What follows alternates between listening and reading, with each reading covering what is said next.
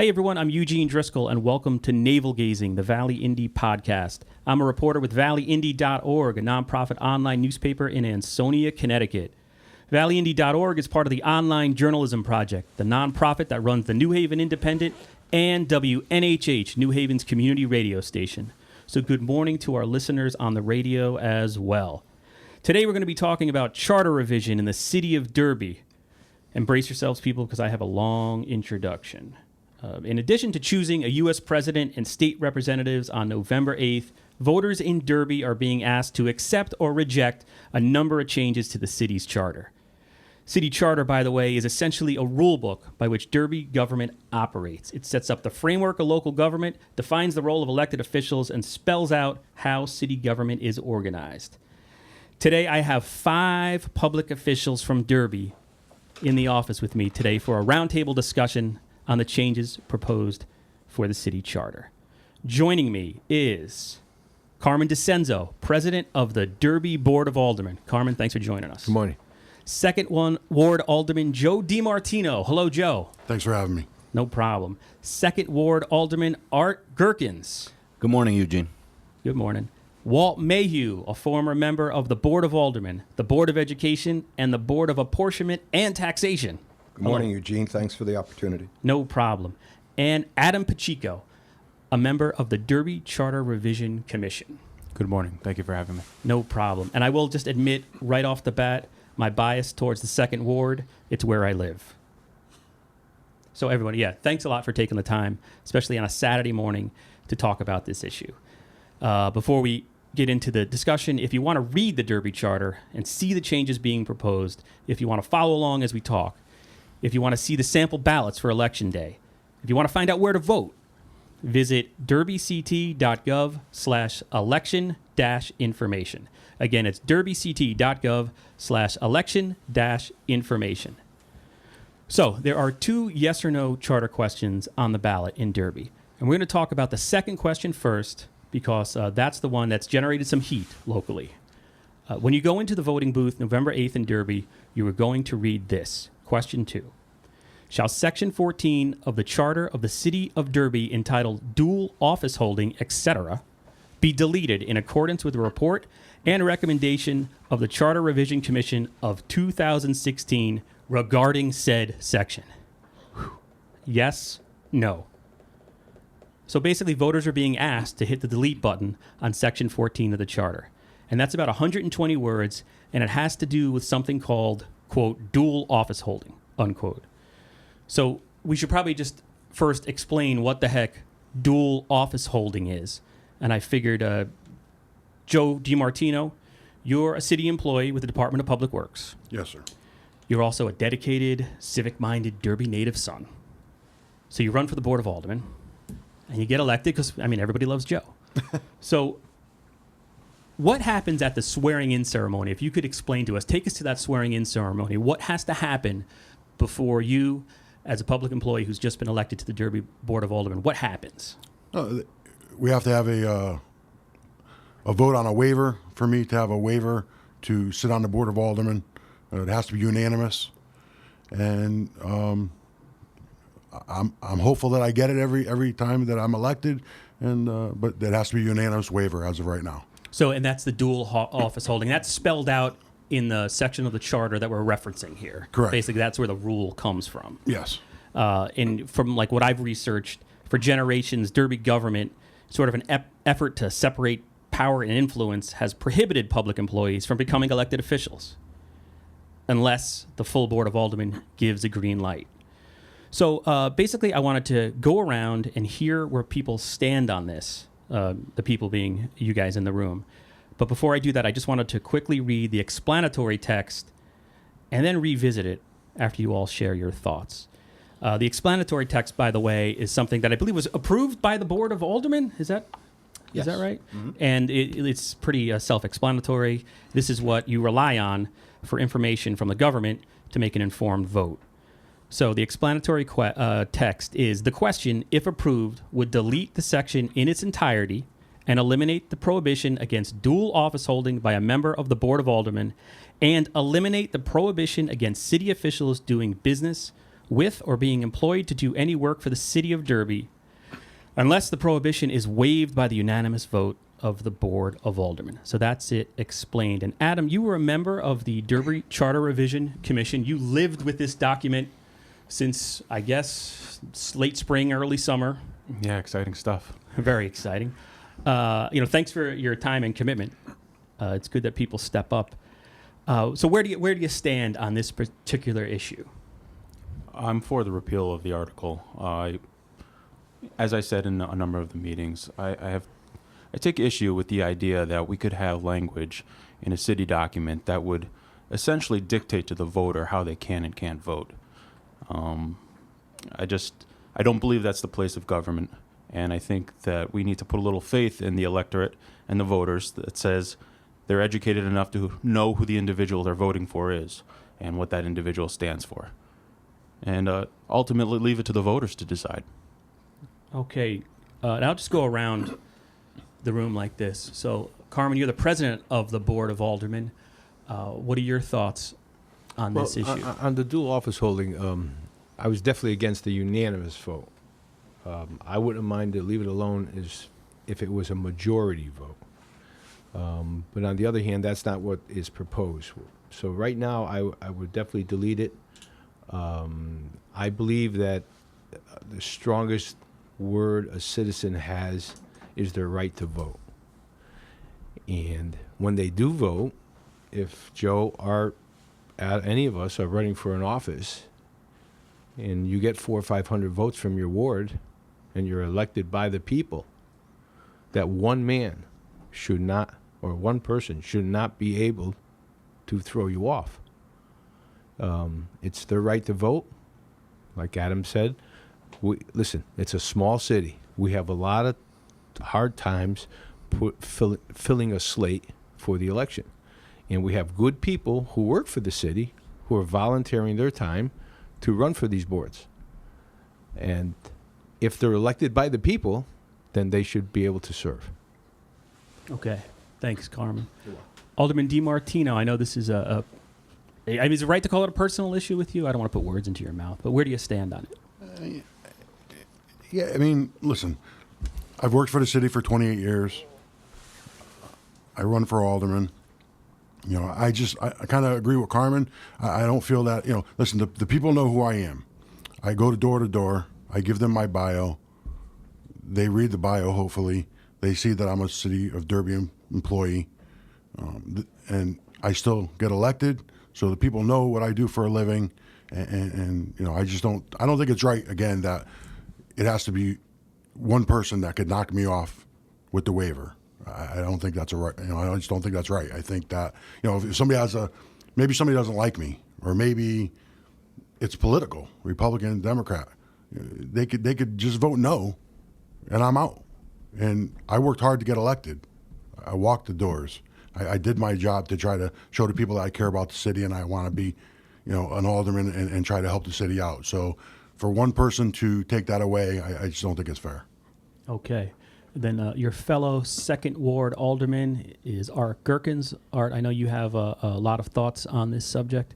Please share them. Yeah, absolutely. Totally opposed to question 2. I think it should get voted down with a resounding no. City employees or people that get paychecks by the city should be held to a higher standard than anybody else, because the potential, and it's not saying it's there, but the potential for conflicts of interest exists. And by removing this section from the charter is just the wrong way to go about it. You can't convince me otherwise. We'll debate the issue. I'm sure there's going to be follow-up questions, but my opening statement is this absolutely needs to be voted no. And it's nothing personal. I know all these people. They're friends of mine. I spend time with them. Too often in a small town, when you take an opposing view, people take it personally. It's not the case. I have the utmost respect for these people. However, with that said, resounding no on question 2. Thank you, Art. Mr. Mayhew. Well, I think, number one, I agree that it should be voted down. I agree also with some of the concerns that have been expressed, but I think it's just flat out wrong to delete the provision and not to replace it with anything else that safeguards the public interest. I think Carmen's idea for what I think normally is referred to as a supermajority is an absolutely good thing to do. In matters of conflict of interest or ethics, it's always important to do whatever we can to highlight potential conflicts of interest. This removes the disclosure provision in the charter. It's also important to make sure that we outline what constitutes a conflict of interest. And again, removing this does not do that. And then the final thing is to have the process include a vote of some weight so that the public can be assured that a conflict of interest by the majority, the vast majority, is not seen to exist. So I think that a lot of the concerns that have been expressed are valid concerns. I think that the way that we're going about handling it is just not the right way. Okay, thank you, sir. And I'm wondering, either Adam, Carmen, or Joe, did you have anything you wanted to respond to anything that Art and Walt just said? Yes. Go ahead, yeah. Carmen. It's Carmen DiCenso. Yep. For about 5 or 6 years into the last administration's term, we have asked for an ethics board. And to date, we have not filled an ethics board. And I think an ethics board would be able to weigh in on a lot of these problems that we have in the city between the waiver, nepotism. We need to fill an ethics board. That's my opinion. It's, as of right now, there's still no ethics board No. In the city of Derby? Okay. Carmen, I agree, and that was one of the things that I mentioned in some of the information that I've put forward. My concern with the way the ethics board is currently laid out is, number one, it's only an ordinance. Any board can wipe it out at any time. Number two, a lot of the stuff, if you read the provisions about the ethics board, it only deals with things that have a specific financial impact. And I think that when you come to ethical conduct, it goes simply beyond dollars. It goes on to other things. For example, there's nothing in this particular situation when you talk about office holding that's related to dollars. But there still is a potential for unethical behavior by someone who holds both a city job and an elected official. So I think that we need to strengthen those, and I would be in favor of moving them into the charter. I would have hoped that if we were going to take a look at a provision that dealt with ethical behavior and we were going to remove it, that we would have replaced it by putting something like the ethics board legislation into the charter, which isn't as easily ignored either, by the way, because the charter is like the supreme document that governs city conduct. I don't know if anybody had. Yeah, I mean, the only thing I could say too about conflict of interest This is is Alderman DiMartino for our sorry, listeners. That's okay. I cannot vote on anything to do with the public works. So that's because I work there, obviously. So I recuse myself from all voting with public work issues. So I'm kind of confused on where there's a conflict of interest as far as if I'm not involved in public works issues as far as being an alderman, then where is the conflict? I just don't understand that. Well, I can address that. I mean, you could give a number of scenarios. When we're knocking on doors and people say, hey, this pothole has been in front of my street forever, and I call the garage and nobody comes out to fix it, myself, I can call up the street commissioner and say, hey, can you send a crew there and try and fix this pothole? What I don't have the ability to do is go there and supervise a crew the very next day to ensure that the pothole is fixed. And that's an unfair advantage. And that's just one example. There's tons of examples where conflicts come in. You have a person on the WPCA that is weighing in on matters there, on funding there. But we're getting off topic by going to conflicts of interest. The thing is, we're talking about the charter. Although, I've heard that said before, that we're talking about conflicts of interest, and that's technically not what. But I think for the common man, the common listener, it is what we're talking about. The Derby Board of Education just voted this week to, I'm going to put it into my own word, to lower the standard when it comes to nepotism. And at the top of their policy, which was from CABE, a Connecticut Board of Education Association, the stated purpose of it was all about conflict of interest. So anyway, but go ahead. I interrupted you. Well, I was just going to say, if we look at, the title of this section of the charter is dual office holding. So right now we're talking about, the ability of one person to throw out an election. Okay, that's what bothers these people. First of all, we were charged with the charter revision, how to help the city of Derby, how to move it forward, how to make it easier to do business with the city of Derby. And right off the bat, removing this from the charter was the number one thing that was expressed. So how did how that that happen? helps the city of Derby, I don't know. To me, it seems very self-serving. That's one point. But the other point is that I'm losing my train of thought here because I'm getting wild up.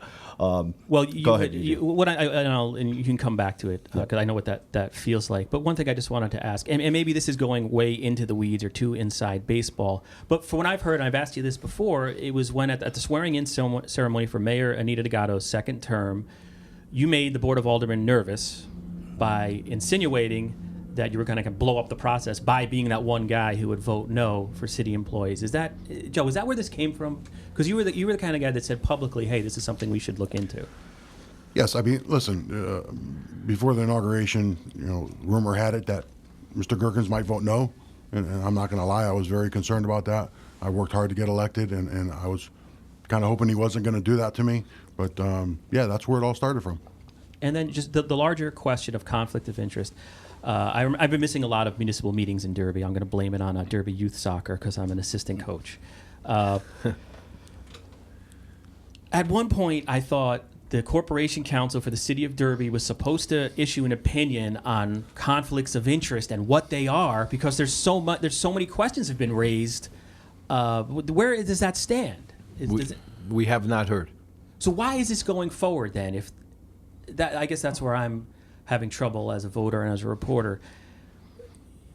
The Charter Revision Commission moved forward this long-held provision in the Derby Charter, but we still don't even have a definition of what defines. That's exactly right, Eugene, and I think that's the reason it needs to be removed. That's why people need to vote yes, because you're holding individuals. But we don't know what we're getting into. You're holding individuals to a standard that doesn't exist, though. It's unreasonable. You can't tell this elected official you have to meet this standard. This is a potential conflict, and we don't know what that is. What you perceive as a conflict might be different than I. Shouldn't the city? That's where I would decide in the voting booth not to vote for you. Shouldn't the Corporation Council, his job is to help the public get these answers? Shouldn't that question be answered before this goes out to voters? Because that's where you can argue that point. I don't think that's necessarily the case. I mean, should we get that answer? Yes. Is there a clear answer? I don't think there is. That's the sea of gray. I mean, what is a potential conflict that Walt keeps referring to is it's what ifs. Who knows? We don't know what's coming down the road. Although we do know, so based on the history of this law, the background is pretty simple. Up until the 1950s, Derby government was drowning in conflicts of interest. And these are the days before freedom of information. Businessmen were elected to office, and then their businesses would get work from the city. And according to and I put this in a couple of articles, but I'll just repeat it. 1953 Evening Sentinel, an alderman, Michael V. Valaco? I don't know if I'm Vaquero. Oh, so that must be a misprint in the Evening Sentinel. He described his fellow elected officials as, quote, leeches who have been on the gravy train too many years. Now, that's obviously And I just don't think that we should take a single quote from 60 years ago and dictate policy now. But you said this is why the law exists, though. But the idea that, business is being steered towards certain individuals is handled through a bid process. Okay, let's go back to the explanatory text, though, because that's what we've talked about in this discussion has been centered around whether an alderman can also be like a public works employee, right? But then when you read the explanatory text, and I think we can all agree, like some of this is ridiculous. I mean, to make Joe DiMartino get a waiver from the Board of Aldermen to coach softball seems a bit extreme. But the question, if approved, would delete the section in its entirety and eliminate the prohibition against dual office holding by a member of the Board of Aldermen and imagine this next part in bold, eliminate the prohibition against city officials doing business with and being employed to do any work for the city of Derby. So it sounds like what they're talking about there, and I'm just reading that, cold. You're eliminating the prohibition against city officials doing business with the city? I mean, that's what that says to me. And that jumps out because that wasn't the discussion that was had on the Charter Revision Commission level. So I'm just wondering, Can we go back just for a second to your other question and the answer that came back? Let me just. I'm just curious about that though, because I think that is when we talk about potential conflicts of interest, that's by definition a conflict of interest. Well, Eugene, the title of it is dual office holding, right? So let's look at it step by step. Eliminating dual office holding means, if I'm an attorney and I have a practice, I could get elected as an alderman and be appointed corporation counsel, right? There might be some ethical issues, but that in theory could happen. I could have a private business, right? And then using my influence on the Board of Aldermen or the other positions that are on there and divert work my way, or use my influence to divert work that way. I did a good job and helped the mayor get elected or reelected. He or her could say, you know what? I'm going to also make you chief of staff. So now you're an alderman and you're the chief of staff. There would be public outcry. There would be screams of ethical violations. But by removing that, it's entirely possible that we could go down that scenario. And I think, was this discussed at the Charter Revision or Alderman level? That specific, how did that explanatory text get explained like that? Can someone explain that? The explanatory text came after the Charter Commission changed the charter. The explanatory text came after. Usually that's also developed by your corporation counsel. Was it done that Correct. way? It was. Yeah. It was. So let me ask you, Carmen, because my hypothesis here is that what's happening or potentially happening, or the way I'm reading that, wasn't what the Charter Revision Commission intended. Is that accurate? I mean, because obviously you can't own a business. You can't be a contractor and then just be an alderman and profit from the city. I mean, that's correct. Illegal. But hence we go back to my ethics board. But ethics board would wipe all this away. But this is why not just keep this as is then? Why not have it? Why lower the standard? I guess why you have a high standard, a very high standard. My question is, why lower it? I think you already got the answer to that question, Eugene, when you asked your last question. People are afraid they're going to be removed from office. And they think that's not a thing that they want to see happen. Well, as somebody that's not in office, somebody that was a part of this, that's not affected by that, I would say it allows for a disenfranchisement of the voter. If you're telling me that, given the last time what this scenario was born out of, Art could have said no to Joe and the 600 people that voted for him, that's wrong. Why does Art get to decide that?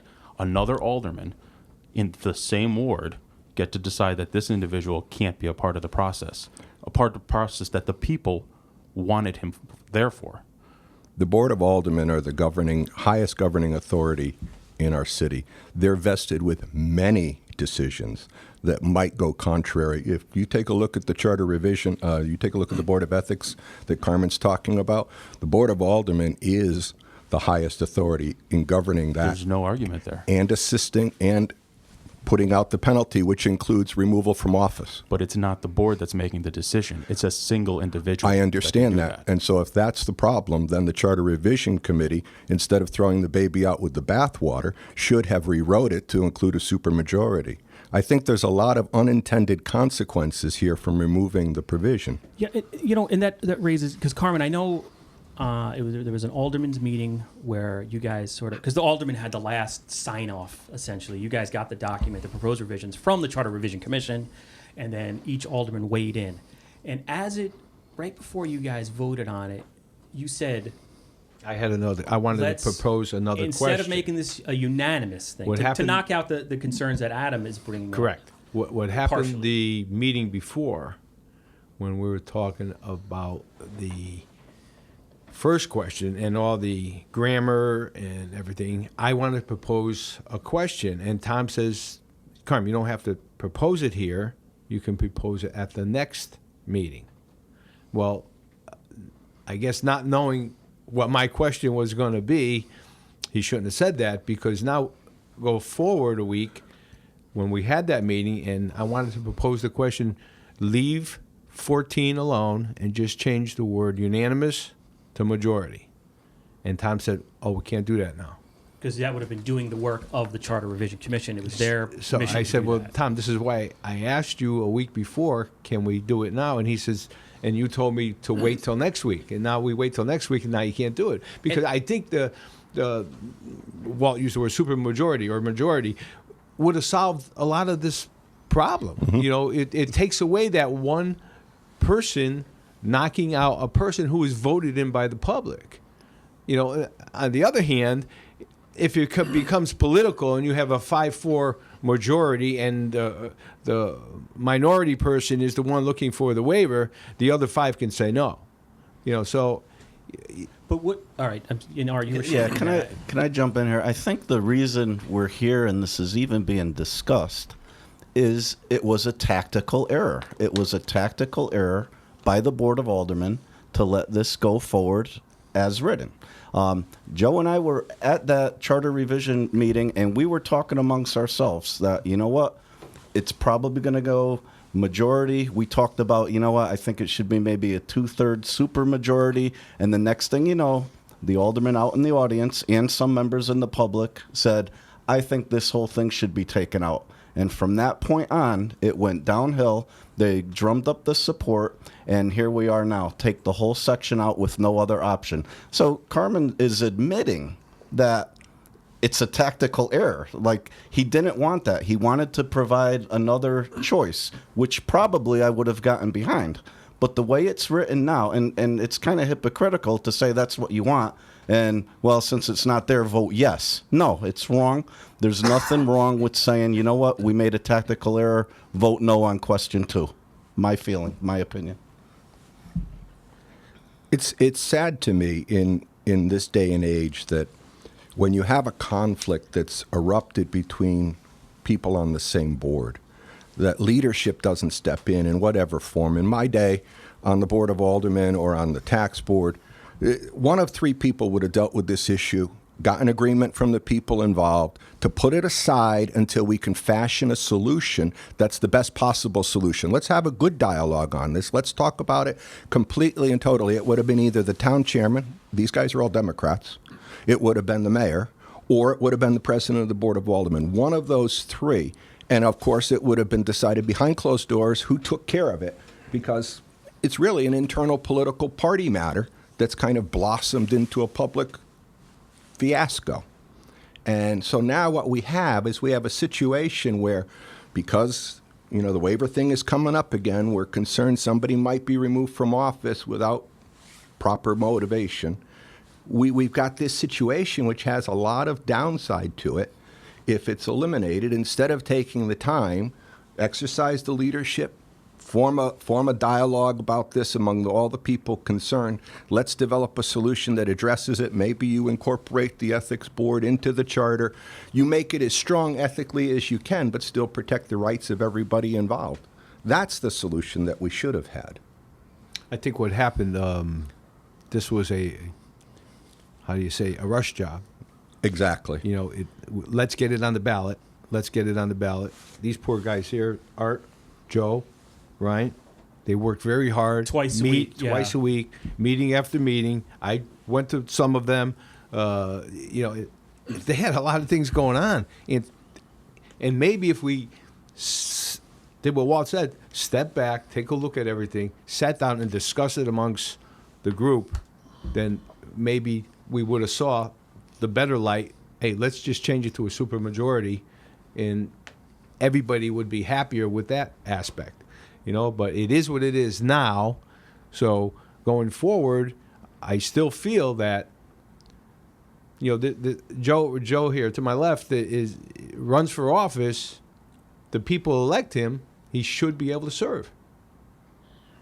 But considering that you had just, what was sort of coming out in this conversation is that there was a lot of pressure to get this done because, for whatever reason, charter revisions, the way it happens there, you have the time limit that's imposed from who knows where. There wasn't any pressure, Eugene. The pressure was that we look at this charter There's spelling errors. There's Well, I just mean grammatical deadline. errors. You had a deadline. I mean, that would have been easy to fix. The little stuff, the minutia, take care of that stuff, and take care of one or two things that are glaringly out there that would help the city do business. And instead, we're charged with taking out Section 14. That was the number one priority. And we got our priorities mixed up, and to now say, oh, we were rushed. No, nobody said to discuss that. I mean, that we were charged to make it easier to do business with the city of Derby and to fix some grammatical and spelling errors and make it gender neutral. You know, we could have done that, and we did do that. But to throw that in, which is a bigger discussion, it was just wrong. And nobody rushed it. It was forced on the Charter Revision Commission. And I said at the time, I'm not going to get angry over this. You know what? You guys have the votes. You're going to do it. Let the people speak. Let the people vote at election. And that's where we're at. And again, I say they deserve to say no. I mean, you've heard it right from the president of the board. It was rushed. They believe it should be a supermajority, so why are you still encouraging people to vote? Yes, it was a mistake. It was a tactical error. This should just go nowhere. It should be beat by no, and it should be beaten resoundly. The reason I'm encouraging the people to vote yes is because a gentleman like Joe, Steve, Tom D'Onofrio, Chris Carloni, these are Derby people who were born and raised here. Worked all their life here. Coach Pop Warner football, Coach Biddy basketball, Coach Little League. Helped out the schools, helped out the churches. You're going to take this person and tell him now one person could tell him, no, you can't serve on the board that you were elected to? That's ludicrous. But it's been on the books for almost 100 years, and it's never happened. And in fact, people are trying to portray me as the bad guy here, but you still got the waiver. You got the waiver every time it came out. You got the waiver for softball. You got the waiver to be an alderman. You got it last time you ran. But let me just it would be political suicide. It's not about Joe DiMartino. No, it's not about. Isn't it though? Well, here's the thing. I mean, the reality is, Art says it's never happened. It's never happened. But his argument against moving this forward is the potential for what could happen. So the potential for what could happen exists in this situation. It cuts both ways, Art. Well, let me just ask you, because here's my question about. Go ahead. If I could speak towards, the remarks made about the timeline and this being forced upon the Charter Revision Committee. Having said that, I'm not on the Board of Aldermen, and in reference to your comment earlier, Walt, I'm not a Democrat, but No, I was talking only about the dispute that was taking place on the board. Okay. Yeah. I'm not affiliated with either of the parties, to be clear. But either way, this was born out of the process, which involved a public portion where we received direction from the public. There were public notices for hearings. The people came, and the number of people came was small, but this was the issue that was brought up by them. A few of them were on the Board of Aldermen. A few of them were previous members. And others were just members at large from the public. And this was the issue that was brought forward, and that's why the Charter Revision Committee tackled it. It wasn't that it was charged upon us by anyone from the city. Yeah, when I use the word pressure, I might have made a mistake because now I'm thinking about it. When I meant pressure to deadline, did you feel pressure from political entities within the Board of Aldermen to put this on the... No. That's what I'm saying. This was born out of the public hearing process, and that's what drove this. So to say that this was forced upon us by any political group is not necessarily accurate. Well, it's not necessarily inaccurate, too, because moments before the very first meeting, there was a caucus in the back room there, and the aldermen marched out. And when you say the public was there, yeah, there were 2 or 3 public members, but the majority were members of the Board of Aldermen and other city officials. And they're the ones that said this is what we should see in public portion. So, that goes both ways, too. Well, it's in public portion. There's a public hearing. Maybe it's crass, but the world's run by those who show up. That's who showed up. And those are the issues they brought forward. And that's what I was charged with to deal with. And they were brought forward at the beginning. It was nothing that we tried to bring in at the end from the board. It was brought in at the beginning that we should look at this. And at that time, there was nobody saying that it had to be unanimous, majority, or supermajority, or out. It was up to the. It was the start of the discussion. It was the start of the discussion, and then it was going to be up to the commission to figure that out. Can I say something? Yeah, definitely, Joe. You know, there's been a city employee on the Board of Aldermen for quite a while. I mean, you look back, even before my time, there were still city employees on the Board of Aldermen. You know, Artie's in the second ward with me. We walked door to door. We handed out our flyers. We helped each other to try to get elected. You know, to get on the seat to be a Board of Aldermen. You know, it's never happened where the waiver wasn't given. At least as far as I'm concerned, I don't know. Dating farther back, I'm not sure if it was ever rejected or not. But as from my date, I don't remember it ever happening. You know, so I'm just gonna, listen. We're walking door to door. Me and Artie are working together to get elected, and it's just kind of scary that he was kind of unsure. He made it seem unsure what he was going to do that day of the inauguration, and that's what kind of just bothers me. That's what planted the seed in your mind. It did. That's what planted the seed. And that's what really planted this whole thing. I mean, and I'm not blaming Artie. Artie's a good friend of mine, and I'd stick by Artie any day. I'm just saying that we helped each other get elected. We walked door to door, and then I go to the inauguration, and the rumor bug is going around that Artie may vote no, and I'm like, are you kidding me, or why is this happening? So I just. Again, that's why the one person bothers me. That one person could say no. And let me just a follow up to that question. I think is natural. You had said it never happened. We don't know if it's ever happened. Isn't that proof that, although Barbara DiGennaro brought up something where she was getting but it has screws happened. put to her. No, it has happened. So okay, so when has it happened though? Because my question was, doesn't the system work? Why change it if it's not broken? Because a library employee was on a board or commission. You're talking about Jamie Cohen, the former corporation counsel statement? No. Okay. No. And we voted. I'm not sure if Joe was on the board at that time, but Art and myself were on the board, and we voted no for his waiver. Little difference, though. That was appointed positions, and behind the scenes, the mayor had a choice for a fire commissioner, and there was a Board of Aldermen member who said, don't even bring that name up. Don't even bring it up because I'm voting no. He will, in no way will this person get that waiver from me. It happens with appointments. We've seen it. But as far as I know, listen, you know what? It would be political suicide for one man to say no to, the people's voice. And I'm not a stupid guy. You know what? Joe earned the vote. The others earned the vote. They got my waiver. But it is a tool to have there. It's on the books. It served the city well for almost 100 years.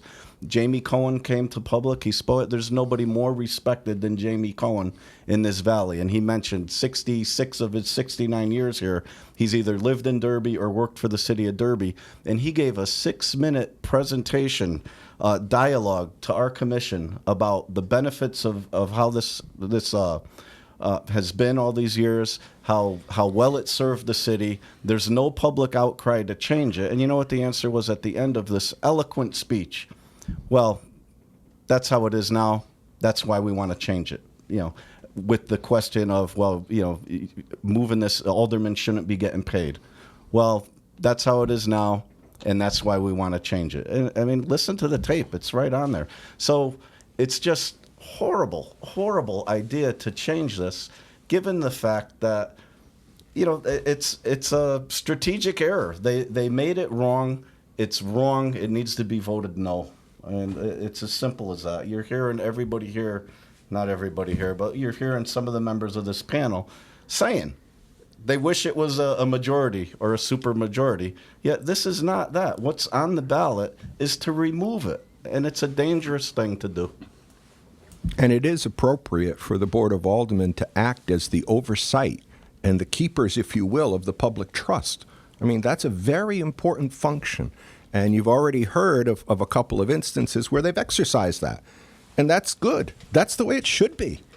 We have to have a confidence in our elected officials that when they see a potential conflict of interest, when they see something that's not right, that they're going to step in and they're going to correct that situation, whether that's an appointment, whether that's an elected situation.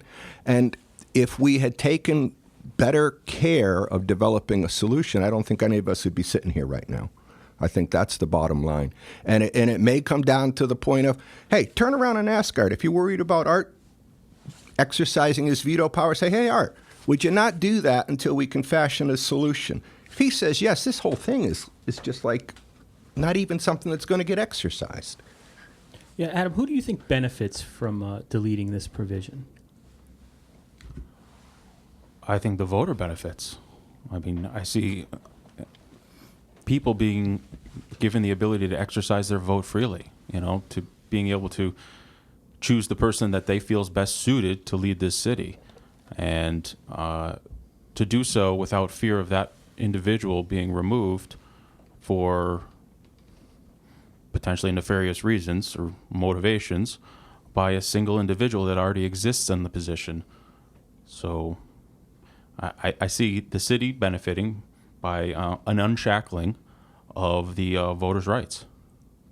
And I guess one thing to address, like Carmen had mentioned, a bunch of people who are currently city employees and faithfully serving this city. But we have seen elsewhere. We launched in 2009, right? And we've seen the Oxford tax collector was thrown in jail. In Shelton, a finance person in City Hall thrown in jail. In Ansonia, we had the tax department giving favors essentially to city employees and family members. In Derby, a tax clerk at some point did something wrong. I can't explain it to you. It was never fully explained to the public. You had a Derby official a few years back who was arrested, plea bargained down his case. It had no effect on his job under a prior administration. The Derby Senior Center executive director is due in court November 9th because she's accused of stealing money. I guess my question is... I'd like to point out all of those things happened while this provision existed. Right. So it has done nothing What's to more protect from the potential threats that they keep talking about.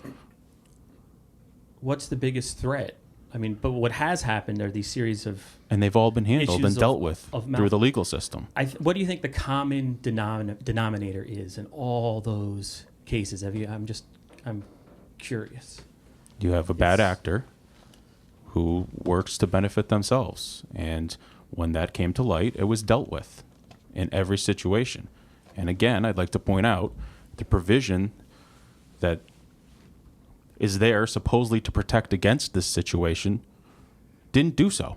It existed at the time those things occurred. It doesn't only protect, though, Adam. It warns that people that they are in jeopardy of losing that position if they act in those ways. If you steal, you're always in jeopardy of losing from your position. It's not just stealing. The ones that have been highlighted here are obvious breaches of ethics.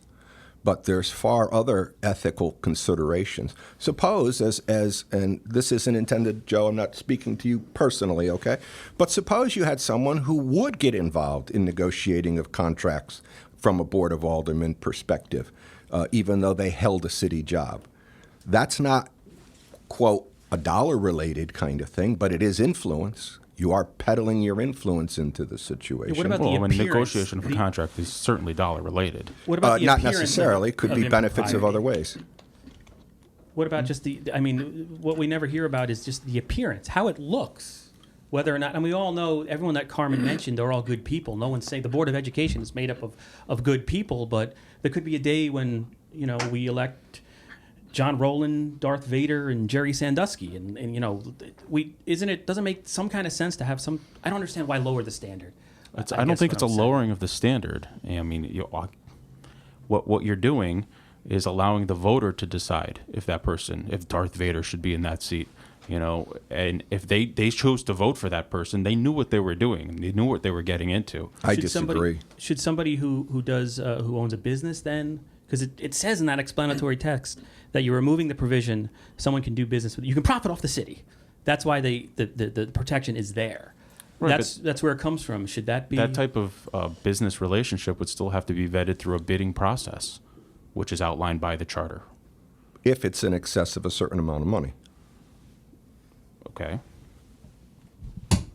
So what's the new waiver now that we have? 10,000? I think it just went up to 10,000. Right. Yes. If the charter revision passes. How do people have confidence in their government, though, if you're lowering the standards when it comes to you have a provision in check that or in place that's been there forever, and we have the reason I list those bad PR things is that I would argue, how do you have those bad PR things when you have this quote unquote high standard, this provision that's protecting against it, that's supposed to be preventing these situations, and it's still occurring? Okay. How can you argue for that? Okay. Eliminating the waiver language does one thing, and I disagree with Joe on this statement, that if you run, everybody knows that you're a city employee. I don't think everybody knows. I don't even think everybody who votes for you knows. I don't live in the First Ward. I've known the Iacone family forever. I didn't happen to know that the Alderman Iacone was in the Public Works, in the PCW. Can't this WPC. doesn't this encourage the old boys network that we hear about, backroom politics, where you can stack the deck and? No, I don't think so. I don't think so. You still have to be voted in. You still have to run a campaign, be through an election process. But and you don't see an inherent conflict in collecting a paycheck from the city and working for the city? Shouldn't that? I mean, That's a strange question. You should be paid for your work, I guess. Collecting a paycheck from the city while you're working. right. That's Well, serving. sort of why Serving. it exists. Serving. Yes, While yes. Well, serving. yeah, I'm sorry. You're on the board of aldermen, and isn't that a conflict of interest? Well, as Joe has pointed out, anyone who serves in those positions recuses themselves from the discussions regarding their Should. particular discipline. That hasn't Okay. always been the case, though. So some of us here are under the feeling that a person who works for the city of Derby and gets paid by the city of Derby should not be able to hold office at all? No, but you might want to go to the Board of Aldermen for a unanimous approval, just as a check on that potential problem. And that's And right. that's- That's where I and disagree. that's I don't what- think it should be unanimous. But Okay, that's no, not, that's not what yeah, we but put up. but We you put agree up- that a check should be in place. Yes. Yeah, okay. I'm fine. Listen, Right. I'm still looking for my ethics committee. Right. I'm all for checks and balances, but I just don't think that my only thing is, and take Art out of the equation because I've known Art since he was A lot little- of people would like to take Art out of the equation. You know what I mean? I've known Art since he was 10 years old. Down the road, somebody's mother and your mother had an argument one year, and you don't like this guy, and you're on the board, and he's looking for a waiver, and you just say no because you got something against him. That's the conflict that I have. That's the problem I have with this unanimous thing.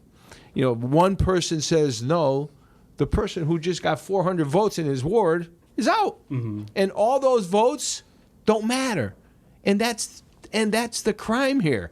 The people's votes should matter because they're the ones that have that power. The government gave them the power to vote. That's just my opinion. And that's very powerful. What you just said.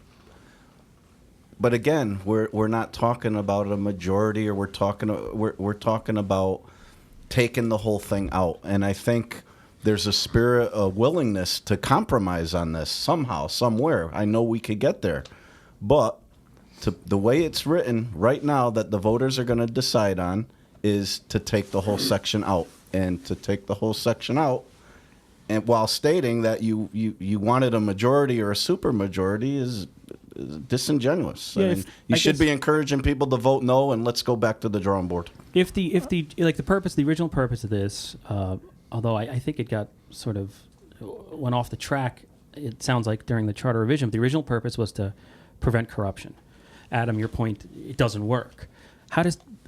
But shouldn't you have something there? I mean, because what's more likely to happen? If you look, since we launched in 2009, I mean, political attacks, that's always going to happen. Politicians are always going to try to sort of hit each other in certain ways. But it seems to me the more serious things this is trying to get at, that happens a lot. It's happened in the Valley a lot. I don't understand if I'm a member of the public and I've lost trust in government, as I've all lost trust in journalism. How does taking away something that was originally designed to protect against corruption, I don't understand how that's justified. When we have corruption. I can Clearly have it. appreciate the original intent, and as was mentioned here earlier, I could probably capitulate towards a different solution. But that's not Okay. what's before us. What's before us is what the public came forward in the public hearings and put forward, and then the Charter Revision Committee discussed. And to be fair, your words in those meetings were, "I don't care." So moving forward, I think it's a little disingenuous for you to sit here now and say that this is an issue for you, to sit here and say, no, this is ridiculous, this is preposterous, when back then you had the opportunity to discuss this debate and you said, "I don't care." Yep. I don't know if I said just "I don't care." Maybe I did. Certainly, there were probably some other words around it. But there's a point where you realize you don't have the votes. It's all about the votes. Any board you're on, it's about the votes. And I wasn't going to spend a lot of time and energy and raising my blood pressure because I didn't have the votes. So I don't care. Go ahead, send it to the full Board of Aldermen and let them send it to the people. You know what? There it is. The people got a choice. They could vote for it or they could reject it. That's how it should be. So you're right. Charter revision. Didn't care. Didn't have the votes. Go ahead. I'm beaten. Do what you want. They did what they want. Okay, now it's time. Money time. The chips are on the table. Let the citizens vote yes or vote no. Now I care. Okay, I wanted to ask one thing that I saw. Art, you put on Twitter, and it's in the meeting minutes, about who was involved in contract negotiations in Derby. It was a meeting that I missed with the DPW. And Joe, the meeting minutes, and I don't know if this is accurate or not, I think it was from Fran Teodoso. He had listed your name as being involved, I guess, on a team that was part of the union negotiations with the mayor. Is that, I just read meeting minutes, is that accurate, or can you explain what that involvement was? Yeah, yes, that's accurate. I work for the city. I was on the team to meet with the mayor's negotiating team about contract negotiations. And again, I stand by, I cannot vote on the public works contract as an alderman. I have to recuse myself. So, yes. Yeah, and I'm not hitting you over the head, but could you well. just explain to me, because I don't understand how it works. 'Cause I don't understand how the contracts are negotiated, because it's private information. It's not actually subject to FOI. But I saw that and I said, well, wait a second. Could that be the Board of Aldermen negotiating with itself? If you've got two members of the Board of Aldermen who are also union members who are negotiating contracts with the mayor, those contracts then go to the Board of Aldermen for approval. Isn't that the essence? Isn't that a pure conflict? Well, not if they nightmare. recuse themselves. And that night at our meeting we had executive session and they left. They recused. They both recused themselves and left the room when we had a discussion. And I'm not. And again, because I'm not. I know and respect Joe DiMartino, but the appearance for the average voter who listens to this podcast or is going to cast a vote on deleting this provision. Shouldn't that never happen? If you have a member of the Board of Aldermen who's on the union negotiating team, can't I wonder that, oh, wait a second, he's going to go back and tell the other alderman how to vote, or his own political party how to vote? Well, first of all, yeah, there's your conflict. If you have an alderman tell another alderman how to vote, then the alderman that's being told how to vote should step off. Because if you can't vote with your own mind, then you don't belong in politics. But shouldn't, I guess, does anybody else have an issue with that? If because the alderman's negotiating with himself potentially. He's required to recuse, or is there? Because Welsh or the Corporation Council has a weighed in with his what should be what. Whether I'm required or not, I would still remove myself, because that's what I should do. I should not have any vote at all when it comes to that. Should the aldermen completely separate themselves from the process and not be involved in the contract talks at all, in an effort to fully eliminate anybody or any kind of appearance? I think that's one of the problems that's inherent with this kind of a situation. I doubt that you could legally govern how he could function as a public works employee, because he has the right as a public works employee to be part of his union bargaining unit, especially if usually that goes to the senior guys. Joe's been around with the department forever. I don't know how it works. So I understand your point. It does present a potential conflict of interest, but I don't think the city could legislate and require him to withdraw. I think it might be wise to withdraw, just to, like you say, not let anybody be able to say anything negative about it. And does a situation that we have there, then, does that fall back upon why we have this rule in the charter to begin with? Isn't that one of the things it's supposed to protect against? I could appreciate that's probably the intent, but I don't see the current language protecting against him operating within his collective bargaining agreement rights, and operating as an agent of the union. Me, by trade, I'm actually a union negotiator, and I've written a number of collective bargaining agreements. But I guess, so you understand, unions work in a way that it's a democratic process as well. There's an election, and a board is elected by its membership. So there's a voting there. Wouldn't I vote if I know my guy's on the Board of Aldermen as a union member? Wouldn't I vote for him then? I would see that the other way. I would not vote for him, just for that reason. But because I would have the perception that he'd be negotiating for the other side, but for his own political advancement. So it's cloudy. It could be potentially cloudy either way. Right, and I could certainly see that there's a perception issue, and you can argue for remaining above reproach and things of that nature, but perception isn't reality. And you can roll out the jump to conclusions mat all you want, see where you end up, but that's not reality. In the end, he recused himself from the vote.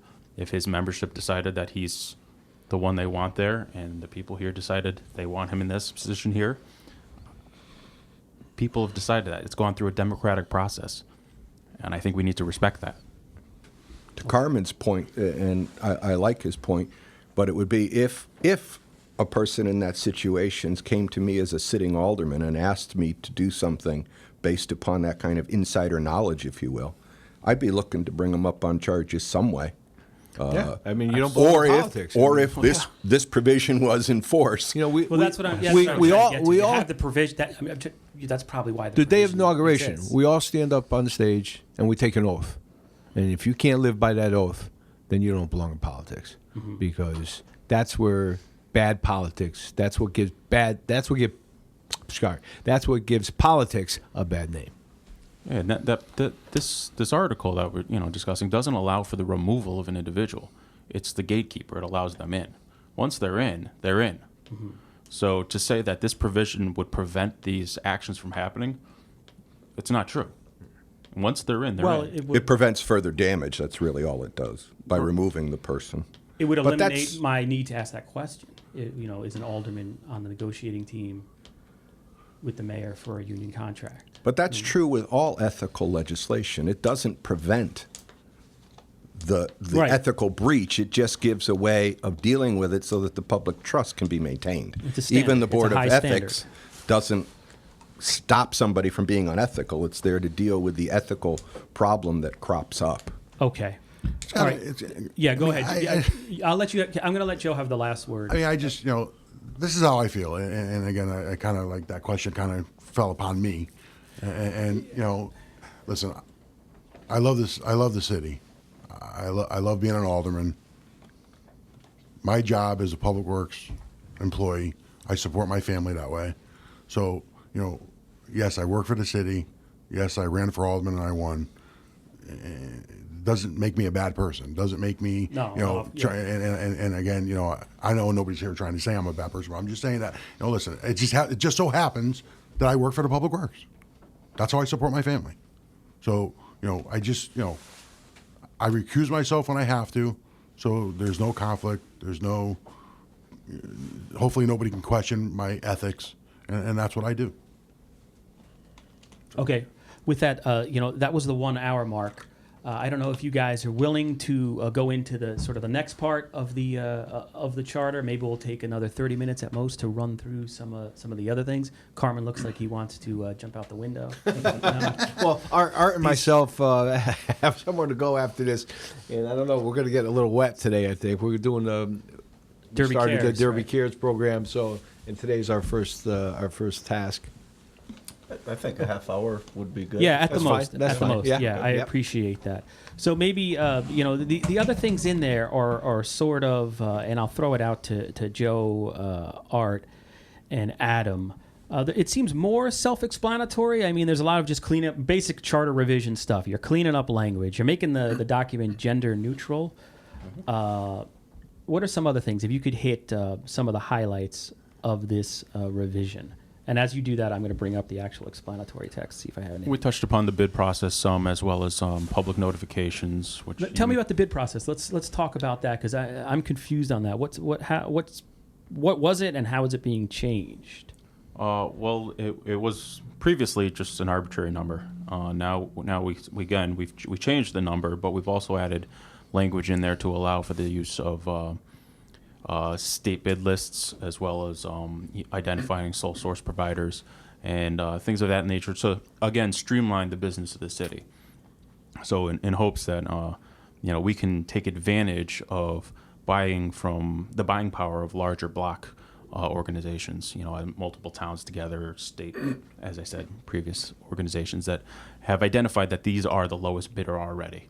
They've done their due diligence to get themselves on this list and work within a set pricing structure that offers the city the best advantage to take advantage of those opportunities. Are these sections 66 and 67, Adam? Is that what we're talking about? Correct. Right there? So it says section 66 changes the process for purchasing by increasing the bid limits and process for purchasing, and update to gender neutral language and technical language change. Yeah, the increases to the bids, through the discussion, I had hoped that we So the dollar amount was lower. right, and we again, it's a committee process. This is what we ended up coming out with, and I think it's decent. But I was kind of hoping we would chain the number to like a CPI, so it kind of be forever language. We never have to touch it again. But again, this will have to be adjusted again in the future for inflation and things of that nature. And why it was needed, from what I understand, correct me if I'm wrong, and anybody can jump in here. Basically, the city of Derby, your departments had to, the dollar amount was really low, so you're constantly having to go out to bid, and in some cases, because it hadn't been changed in years, the number was so low, I don't remember what it was. You could be spending more money on the bid process. Right. Than the actual work being and done. that's what brings into the public notifications. When you go out to bid and do an RFP, you have to put it out into regional publications that have a circulating volume of a certain amount, and in our certain regions, and the cost that was being associated with doing that is ever increasing with the decline of newspapers. They're trying to maintain their bottom line on the backs of cities in these bid processes. So you're getting away from the requirement of right. So having to publish. There's kind of an overlay in newspaper between the product. bid process as well as the public notification portion there. They still have to get 3 quotes. Okay, yeah, explain that, Carmen. Explain that. 'Cause Okay. I'm a journalist. Like, I've never bid on anything. You know what I mean? Okay, so Adam mentioned the state bid list. So we're on a state bid list. We want to get the fire chief a new car. So, okay, what's the state bid list for that? Well, $34,000. So now, tell the fire chief, you have to go out and get 3 quotes for your vehicle. And they come in under $34,000, then now they have the choice of picking whichever car dealer that they want. Okay. And then one part. Anybody else wanted to add anything on the bid changes? No, he covered it pretty well. It gives the managers and the department heads a little more flexibility, and the time to get things done will be much quicker without the need to publicize and spend money for publication. And the dollar amount, I think we went up to 15 grand. Yeah, from low of 5 grand. So it gives them a little more ability and a little more flexibility. Of course, they have oversight over the process too. So, and just quickly, section 44 in the explanatory language, the change there, it adds a requirement of public hearing before the sale of city-owned land, eliminates requirement to publish notice in a newspaper, and update to gender-neutral language. What's happening now? There's why is that needed? Why do we have to have a public hearing before the sale of city-owned land? I think think it's pretty clear. You just want the public to have the opportunity to say what happens with their land. You know, the taxpayer, this is their land. You know, they have the opportunity to speak on it. And yeah, how's it work now? I didn't realize that was not happening. I think right now the Board of Aldermen are told there's a parcel of land and what do you want to do with it? And in most cases, we just hang on to it, or if it's blighted, we'll demolish a building or clean up the blight through our programs. But ultimately, the aldermen were deciding what to do with city property. So this will let the public have their input. Gotcha. And then just, is there anything else that you guys feel is important to touch upon all those other changes that are in there? Is there any particular one you want the people to know about? Well, gender neutral, we ended up going with alderman/alderwoman. Instead of alders? Instead of alders. I think Thank Mr. you. Mayhew had a thing about alders. Let him touch on that. Okay. Did you guys have anything you wanted to add before we call it a day here on a Saturday morning at the Valley Indy office? Well, I mean, I would certainly like to thank the commission for all the hard work they did. Alderman DiGenero, she came up with all the commas and all the changes, and she did a lot of work on her end and presented it to the board. But these guys gave up 2-3 nights a week, 2-3 hours a night hammering out this, and we should all be thankful that they were able to do that. Yeah, I'd like to say that this process was in a shortened time frame, though, and this document is not perfect, and this process needs to be revisited. So there were some issues there that we were not able to tackle just because of the timeline constraints, as well as the fact that the public didn't come out and dictate that we handle them immediately. So that lended towards the priority of things that we had. Yeah, the public involvement was really nothing, by no fault of the board. I mean, it was a little depressing to see that nobody really came out. It was publicized. I mean, I saw Valley Indy publicize it. We tweeted it. We put it on social media. It was out there. But, yeah, that was a bit disappointing. I think part of that was the expectation, at least this was my expectation, that the reason for the charter revision this time was basically to go in and clean up some language and to facilitate the doing business with the city. And so a lot of people, when you hear that, think routine. That's not something that I need to get involved And that was with. the charge from the mayor. That Right. was the charge from the city. And so I think that might have played into why there wasn't as much public involvement. If you had an idea that it was going to be like an open suggestion kind of a thing, or that there were going to be other issues that were going to be involved, I'll tell you from my own personal perspective, I would love to see us get to the discussion about why we need to continue to have the chief of police being an ascension kind of situation and why we're not free to go out and hire the best possible candidate. There's a discussion that you could have. And I think there's a few other issues like that. But it didn't seem like that was the intent in calling this group, and we were going to deal with some other issues. Yeah. And so that was fine, I agree. That was the intent. Yeah. But, when during your public hearing process, the only thing that's brought up by the public is this dual office holding. Right. You have to address it. Oh, I understand that And, completely. That's why the Yeah. discussion was born out of that. Yeah. I served on a charter revision commission under Mayor Stafari, and it was a similar kind of thing, except for here's the things I want, but we'll talk about, other things as well. And so that was a little different. We had people coming out of the woodwork for that. When it came to things, changes in the fire department, changes in the police department, changes in the number of people seeking office. That was one that was a big deal. We talk about always having trouble recruiting candidates. Maybe we should consider reducing the number of people who we have to go out and get to serve in some of these positions and consolidating some of them. Yeah, certainly Those are a all discussion great. to have. Right, exactly. But I think from a public point of view, that wasn't the way it was presented, so a lot of people decided not to really get involved with it. I think also too that we were all in agreement that as soon as this vote is over, the mayor should put another commission right together again and let them get back to work and have the full year to really tackle some of the tough situations and again not be per se rushed like kind of we were. So I think it's a great idea that she does that right, or whoever does that right away and gets that rolling. The timeline is only if they want to get it on the ballot for November, though. Correct. Some of these issues may take more time to dialogue as a community and find a good solution. So I understand initially the intent here being that business thing being cleaned up, that had urgency, if you will. But the rest of these, if it takes longer, let's take longer. Let's put it off to another year for a vote to try to accomplish the best possible solution for. Yeah, having said that, though, when you have members of the public, the few that did come out, speak towards one issue, you can't disregard it. I'm not saying Yeah. disregard I it, but the saying. conversation may wind up having to go in a different direction. Fair. You might want to, for example, if you were talking about consolidating the elective officials, I would want to talk to the people on the Board of Aldermen, find out what they do. I'd want to talk with the tax board, find out what they do. You know what I'm saying? Whatever changes you're thinking about making, you have to get the people involved who are knowledgeable on what takes place there.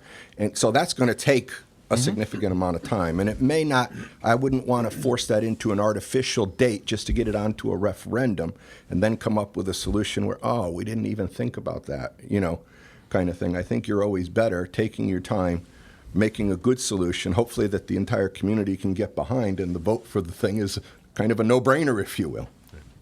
Okay, so for more information on charter revision and what's happening November 8th, go to www.derbyct.gov/election-information. And I think you should make the mayor's term 4 years. I'm subliminally planting that in your heads. So thank you, Adam Pacheco, Alderman DiCenso, Alderman DiMartino, Alderman Gerckens. Oh, wait, Gerckens is jumping in. I just wanted to say we've been at it for a little over an hour 15 or so, and you heard us going back and forth. And, sometimes it gets a little heated and this and that. But we're about to do a great thing with Derby Cares in about an hour or so, where we're going to help a senior citizen who has some health concerns get his property back in line. So, although we get heated at times, when we pull together, that's the beauty of our valley and our community. So I wanted to thank you. Dave sent me the stuff. You could put the church on the list. We'd be glad to help with that. Very good. And Walt Mayhew, thank you so much for joining us. It's I really appreciate this. This is why the Valley at Indy exists. I don't think anything like this has been done before. So I want to thank you guys for the service to the city of Derby, where I live. I benefit from your work, and thank you very much for coming in. Thank you, Gene.